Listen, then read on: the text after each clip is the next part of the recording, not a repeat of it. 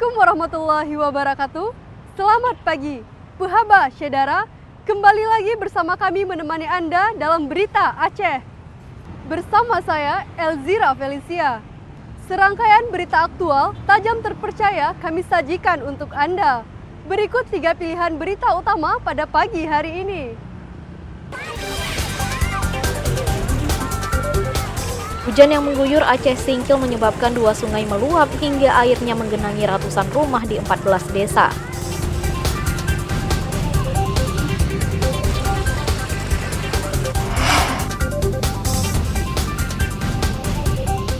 Seorang anak buah kapal tanker terluka parah akibat terjatuh dari buritan kapal sehingga harus dievakuasi tim SAR gabungan ke rumah sakit.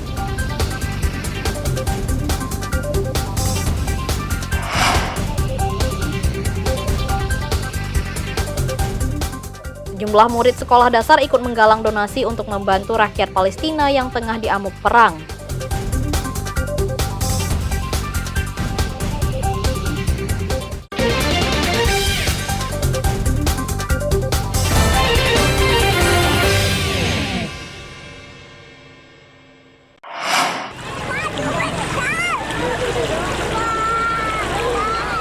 Hujan deras yang mengguyur Aceh Singkil selama beberapa hari terakhir menyebabkan 14 desa di Kecamatan Singkil terendam. Ratusan rumah warga dan fasilitas umum terendam setelah 2 sungai di daerah itu meluap sejak Minggu pagi. Derasnya hujan menyebabkan debit air Sungai Laye Cinendang dan Sungai Laye Seraya meningkat hingga meluap ke permukiman dan merendam rumah warga. Ketinggian banjir bervariasi antara setengah hingga 1,5 meter. Bahkan banjir menggenangi badan jalan sedalam setengah meter, sehingga lalu lintas terganggu. Lebih 1 minggu datang atau melanda Kecamatan Singkil ini, terhitung dari 1 minggu sebelumnya lah, dari hari ini. Ketinggian airnya, Pak? Ketinggian air mencapai 60 sampai 70 sampai 80 cm. Dan ada sebagian yang sudah masuk ke rumah warga masyarakat. Seperti yang kita lihat, sepertinya air ini intensitasnya meningkat sampai saat ini. Kita lihat belum ada tanda-tanda menurun. Makanya kita antisipasi dengan nantinya akan kita dirikan posko di sini. Meski tidak sampai mengungsi, para korban banjir membutuhkan bantuan makanan dan air bersih akibat tidak bisa bekerja dan sumber air bersih tergenang banjir. Nazarudin melaporkan dari Aceh Singkil.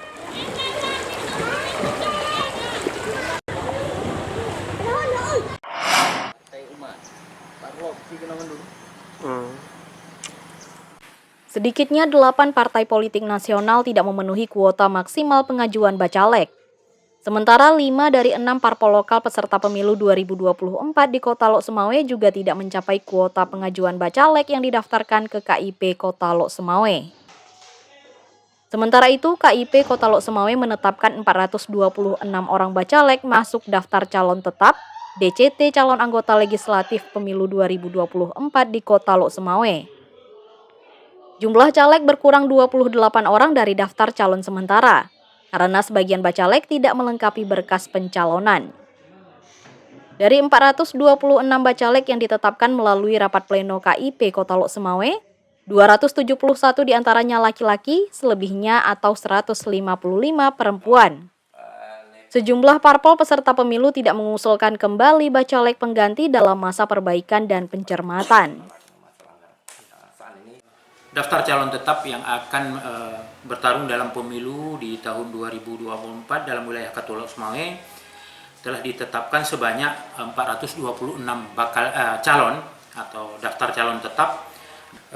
Ini ada pengurangan berbanding dengan DCS.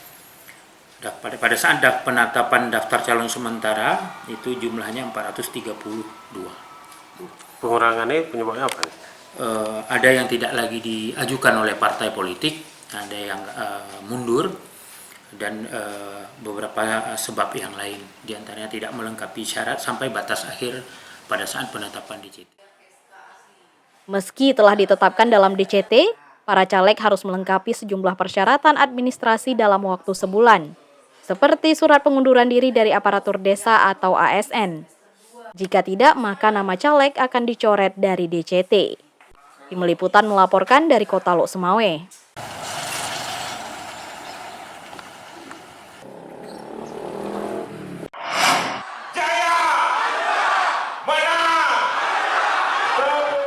Ketua Umum Hanura, Usman Sabtaodang enggan mengomentari putusan Majelis Kehormatan Mahkamah Konstitusi yang akan digelar pada 7 November 2023 mendatang. Pendukung pasangan Ganjar Pranowo Mahfud MD ini hanya berharap putusan MK diputuskan secara benar dan bermartabat. Tanggapan ini disampaikan usai membuka rakor Bapilu Aceh di sebuah hotel di Banda Aceh pada Sabtu petang. Oso lebih banyak menyoroti ketimpangan pembangunan di daerah termasuk di Aceh. Dana Otsus Aceh itu perlu dipertimbangkan kembali untuk dilakukan evaluasi yang menguntungkan bagi daerah Aceh. Ya, itu jelas yang menguntungkan daerah Aceh. Soal menjelang MK ini seperti apa nih dari kubu kita? MK itu kan urusan hukum, kita kan bukan bagian hukum. Kita paling tidak deg-degan ya kepada bagian hukum untuk melakukan proses hukum secara benar dan bermartabat. Mantan Ketua DPD RI ini juga menginginkan dana otonomi khusus Aceh yang tinggal setahun lagi bisa diperpanjang.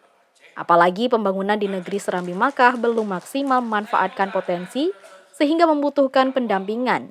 Salah satunya dana otsus.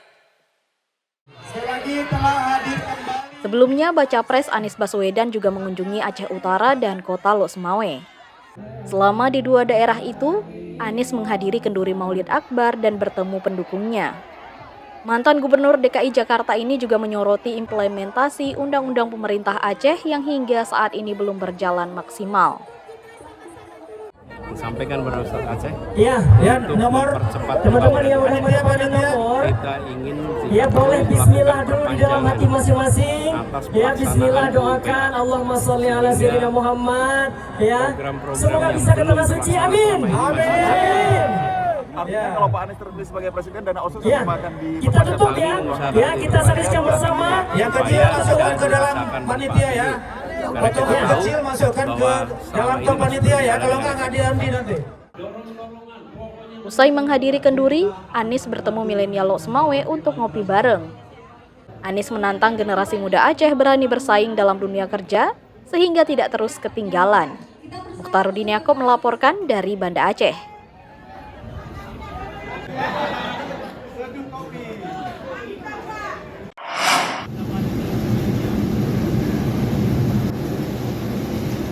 Seorang anak buah kapal ABK tanker terjatuh dari buritan kapal setinggi 7 meter hingga menderita patah tulang. Akibatnya korban harus dievakuasi tim SAR gabungan Banda Aceh ke rumah sakit. ABK tanker MV Daisung 011 mengalami kecelakaan kerja dalam pelayaran dari Singapura menuju India. Aswan Ucu, 51 tahun, mengalami patah tulang pinggang hingga harus cepat mendapat pertolongan. Korban terjatuh dari ketinggian 7 meter saat sedang membersihkan dek buritan kapal. Akibatnya korban mengalami cedera tulang ekstremitas gerak bawah dan diperkirakan patah tulang pinggang dan kaki. Tim SAR gabungan menerima permintaan evakuasi medis dari kapal tanker di Selat Benggala atau perbatasan perairan Indonesia dan India. Evakuasi berjalan lancar karena kondisi cuaca sangat mendukung, sehingga korban berhasil dibawa ke Pelabuhan Ulele, Kota Banda Aceh. Informasi kami terima berkoordinasi dengan instansi terkait dan langsung melaksanakan medical evacuation menggunakan KM SAR Kresna. Ya, korban atas nama Aswan Ucu, umur 51 tahun, pria, warga negara Indonesia. Kronologis kejadian, korban melakukan cleaning deck dan kemudian korban terjatuh dari ketinggian kurang lebih sekitar 7 meter dan mengalami cedera yang menurut informasi dari KKP Kesehatan kelas 2 Banda Aceh, diagnosa sementara korban mengalami cedera. Setelah dilakukan medical evacuation pada pukul 08.40, korban langsung diserahkan kepada kantor kesehatan Pelabuhan kelas 2 Banda Aceh untuk dilakukan pemeriksaan lebih lanjut. Korban berhasil dievakuasi dan langsung dibawa ke ambulans ke RSUD Dr. Zainul Abidin untuk mendapatkan penanganan medis. Sementara kapal tanker MV Daisung 011 melanjutkan pelayaran. Tim Liputan melaporkan dari Kota Banda Aceh.